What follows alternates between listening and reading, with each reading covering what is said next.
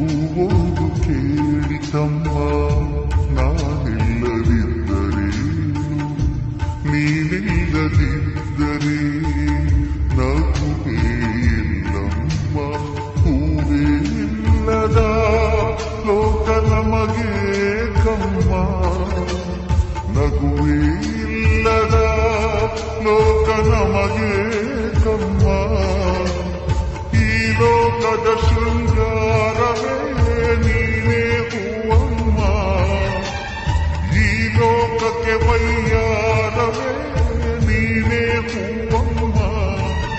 ಈ ಕವನ ಕೇಳಿ ಆ ಚಂದ್ರ ಕರಗಿದರು ಕನಸುಗಾರನ ಒಂದು ಕನಸು ಕೇಳಮ್ಮ ಕನಸುಗಾರನ